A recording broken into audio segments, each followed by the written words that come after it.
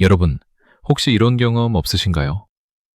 정말 갖고 싶은 게 있는데 당장 내 손에 없어서 안달이 나고 결국 엄청난 수고와 비용을 들여서라도 그걸 손에 넣으려고 애쓰던 기억 말이죠. 어쩌면 그 과정에서 예상치 못한 무언가를 발견할 수도 있고요. 오늘 이야기가 바로 그렇습니다. 단순히 향신료를 찾아 떠난 배 한 척이 어떻게 완전히 새로운 세계를 만들었는지, 그 야망과 충돌, 그리고 새로운 질서의 탄생을 함께 들여다볼 겁니다. 썰록 채널에 오신 것을 환영합니다. 제 이름은 도파민 생성자 도생 썰록입니다. 여러분도 이 영상을 시청하시면서 도파민 수혜자 도수가 되시기를 바라봅니다. 자, 보세요. 많은 분들이 크리스토퍼 콜럼버스가 신대륙을 발견했다고 알고 계시죠? 그런데 사실 말이죠. 콜럼버스는 신대륙을 찾으러 간 것이 아니었습니다. 그는 인도로 가는 지름길을 찾아 떠난 거였어요. 그렇다면 왜 그는 굳이 그 머나먼 서쪽 바다로 향해야 했을까요? 이야기는 1453년 동로마 제국의 수도 콘스탄티노플이 오스만 제국에 함락되면서 시작됩니다. 실크로드를 장악한 오스만 제국이 무역 관세를 대폭 인상하면서 유럽은 차, 비단, 그리고 특히 향신료를 구하는데 엄청난 어려움을 겪게 됩니다. 여러분, 향신료가 단순한 기호품이 아니었어요. 당시에는 고기를 보존하고 맛을 내는데 필수적인 생필품이자 부의 상징이었죠. 이 절박함이 유럽인들의 시선을 서쪽, 미지의 바다로 돌리게 한 겁니다. 새로운 항로를 찾지 못하면 유럽 경제 자체가 흔들릴 판이었으니까요. 콜럼버스의 항해 이후 대서양 너머의 땅에 대한 소유권을 두고 스페인과 포르투갈 사이에 갈등이 불거지기 시작합니다. 이때 아주 황당하면서도 놀라운 일이 벌어지는데요. 바로 교황 알렉산데르 6세가 중재에 나선 겁니다. 1494년 교황은 토르데시아스 조약이라는 걸 통해 대서양에 가상의 선 하나를 긋고 그 선의 서쪽은 스페인, 동쪽은 포르투갈의 소유로 인정해버립니다. 지금 생각하면 어이가 없죠? 미지의 땅을 교황이 선 하나로 나눠버리다니요. 그런데 이 한 줄의 선이 지금까지도 남미 대륙의 운명을 지배하고 있습니다. 남미에서 유일하게 브라질만이 포르투갈어를 사용하는 이유, 바로 이 토르데시아스 조약 때문입니다. 이처럼 정치적 결정 하나가 한 대륙의 언어와 문화를 영원히 바꿔놓을 수 있다는 사실이 정말 놀랍지 않나요? 자, 이제 스페인이 이 광활한 신대륙에서 어떻게 막대한 부를 축적했는지 살펴볼 시간입니다. 사실 말이죠. 스페인 정복자 코르테스와 피사로가 아즈텍과 잉카 제국을 무너뜨린 이야기는 단순히 용맹함만으로 설명할 수 없습니다. 이들은 우수한 강철 무기, 당시 신대륙에는 없었던 말, 그리고 원주민 사회 내부의 갈등을 기가 막히게 이용했죠. 그런데 여기서 가장 강력한 보이지 않는 살인자가 등장합니다. 바로 천연도와 같은 유럽의 질병입니다. 원주민들은 유럽 질병에 대한 면역력이 전혀 없었기 때문에 이 질병은 마치 핵폭탄처럼 퍼져나가 원주민 인구의 무려 80%를 감소시키는 비극을 초래했습니다. 질병으로 무너진 원주민들의 저항 의지 속에서 멕시코와 페루의 황금과 은광은 스페인을 유럽 최고의 부국으로 만들었죠.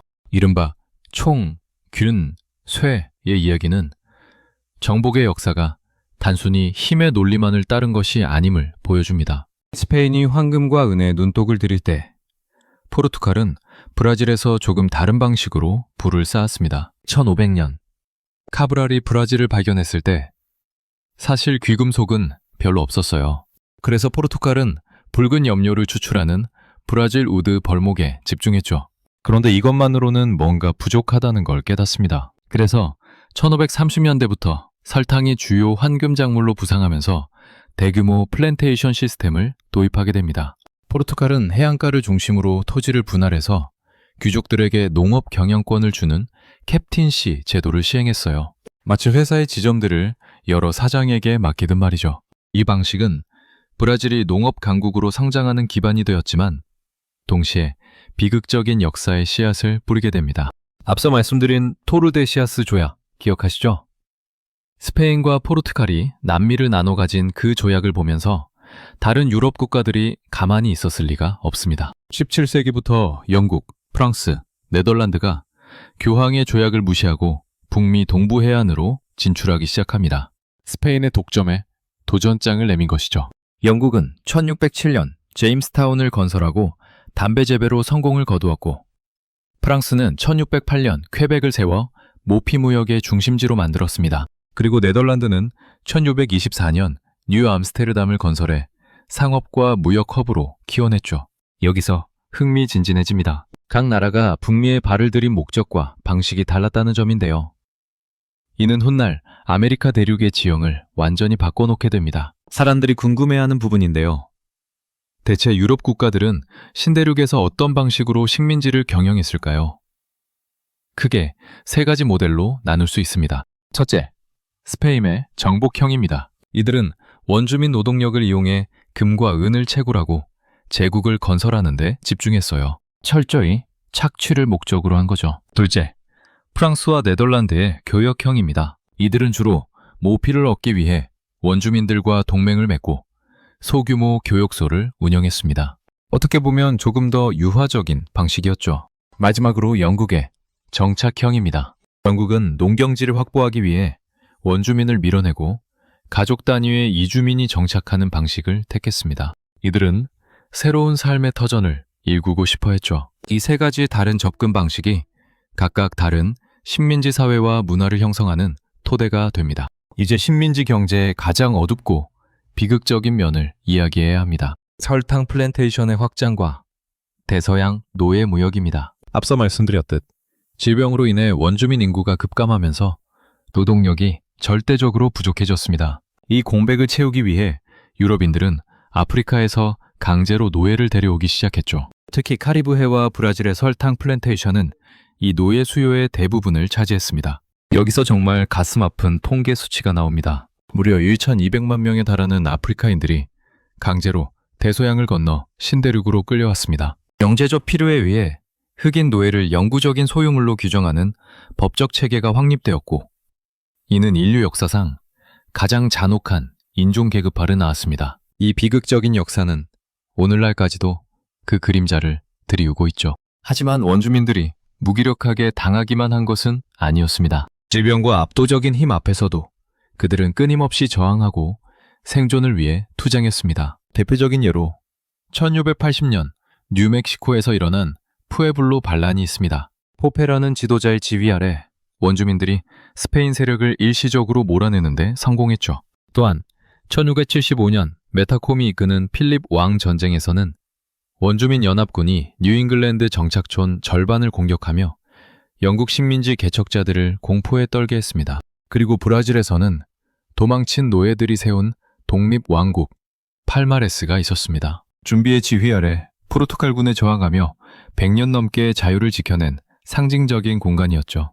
이러한 투쟁들은 강압적인 식민 지배 속에서도 인간의 자유를 향한 의지가 얼마나 끈질긴지 보여주는 역사적 증거들입니다. 북미 대륙의 패권을 둘러싼 경쟁은 계속되었고, 결국 네덜란드가 이 무대에서 퇴장하는 사건이 벌어집니다. 영국의 눈에는 네덜란드의 뉴 네덜란드 식민지가 거슬렸습니다. 왜냐하면 뉴 네덜란드는 영국의 남부 식민지와 북부 식민지를 가로막고 있었거든요. 마치 중간에 껴있는 점프볼 같은 존재였달까요?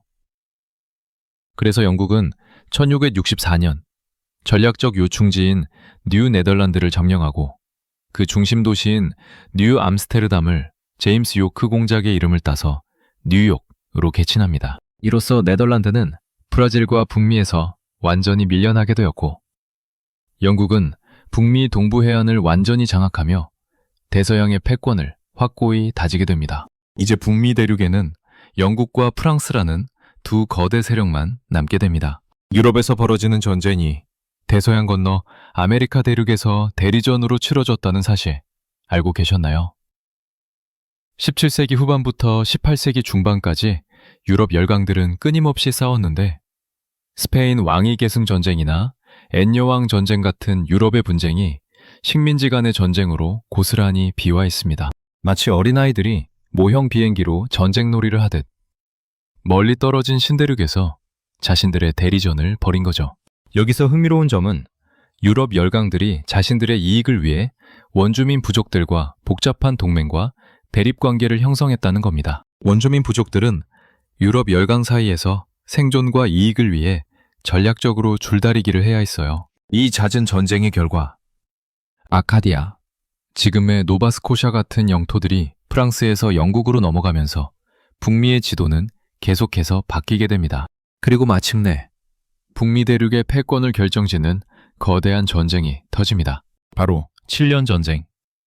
북미에서는 프렌치 인디언 전쟁이라고 불리는 이 충돌입니다. 오하이오 강 유역의 소유권을 둘러싼 작은 다툼이 전면전으로 확대된 것인데요. 이 전쟁은 1754년부터 1763년까지 9년간 이어지며 유럽, 아메리카, 아시아까지 전 세계적으로 퍼져나갔습니다. 결과는 영국의 절대적 승리였습니다. 1763년 파리 조약을 통해 프랑스는 북미의 모든 영토를 상실하고 영국은 캐나다와 미시시피강 동쪽을 차지하게 되죠. 이로써 북미 대륙에서 영국의 유일한 경쟁자가 사라지고 영국은 명실상부한 세계 최강대국으로 자리매김합니다. 그런데 이 승리가 아이러니하게도 새로운 갈등의 씨앗을 뿌리게 됩니다. 승리하면 모든 게 좋을 것 같지만 현실은 그렇지 않았습니다. 7년 전쟁에서 승리한 영국은 엄청난 대가를 치러야 했습니다. 무려 1억 6,100만 파운드에 달하는 막대한 전쟁 부채에 시달리게 된 거죠. 지금으로 치면 상상할 수 없는 금액입니다. 자, 여기서 사람들이 궁금해하는 부분인데요. 영국은 이 빚을 어떻게 갚으려고 했을까요? 바로 식민지에 손을 벌립니다. 설탕법, 인지세법 등 다양한 세금을 부과하며 식민지의 방위비 분담을 요구했습니다. 전쟁에서 이겼으니 너희도 부담해야지 라는 생각이었죠. 하지만 식민지 주민들은 반발했습니다. 그들은 대표 없는 곳에 과세 없다는 구호를 내세우며 영국 의회의 권위에 도전했습니다. 자신들의 목소리를 대변해줄 의원이 없는데 왜 자신들에게 세금을 매기냐는 항변이었죠. 이 갈등은 이제 통제할 수 없는 수준으로 치닫게 됩니다. 이제부터 정말 흥미진진해집니다. 대표 없는 과세는 없다는 구호가 단순히 외침에 그치지 않고 독립을 향한 여정의 불씨가 됩니다. 1773년에 일어난 보스턴 차 사건은 이 갈등을 폭발시키는 기폭제가 되었죠. 영국 정부는 이에 참을 수 없는 법이라는 강경책으로 맞섰고 이는 결국 무력 충돌로 이어집니다. 13개 식민지 대표들은 한자리에 모여 대륙회의를 열고 영국 상품 불매 운동과 공동 방어를 결의합니다. 이제는 더 이상 되돌릴 수 없는 강을 건넌 셈이었죠. 그리고 마침내 1776년 식민지 대표들은 독립선언을 통해 새로운 국가로서의 정체성을 공식화합니다. 자신들은 더 이상 영국의 식민지가 아니라 독립된 자유로운 국가임을 천명한 겁니다. 이는 단순한 선언이 아니라 인류 역사에 새로운 장을 연 위대한 사건이었습니다. 여러분, 오늘 우리는 1492년부터 1776년까지 약 300년에 걸친 아메리카 식민지 개척사를 함께 살펴보았습니다. 리지의 땅으로 여겨지던 대륙이 유럽 열강의 치열한 경쟁과 정복을 통해 어떻게 변모했는지, 그리고 그 과정에서 어떤 희생과 비극, 그리고 새로운 탄생이 있었는지 말이죠.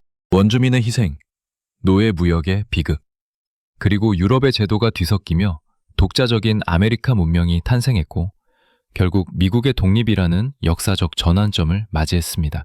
이는 단순히 한 국가의 탄생을 넘어 유럽 식민 통치의 종말과 새로운 시대의 개막을 알리는 신호탄이었습니다. 아메리카 대륙을 유럽 열강들이 집어삼키는 과정을 보면서 전염병이나 노예로 전락한 원주민들을 생각하면 씁쓸합니다. 여러분도 너무도 잘 아시듯이 결국 역사는 승자의 이야기니까요. 과거의 역사를 통해 현재를 이해하고 미래를 통찰하려고 역사를 배우는데요. 우리가 지금 마주하고 있는 도전과 갈등 역시 과거의 결정들이 쌓여 만들어진 결과가 아닐런지요. 우리 안에 도파민 생성자를 깨우고 끊임없이 탐구하며 더 나은 미래를 만들어갈 수 있는 도파민 수혜자, 도수가 되시기를 진심으로 바랍니다. 감사합니다.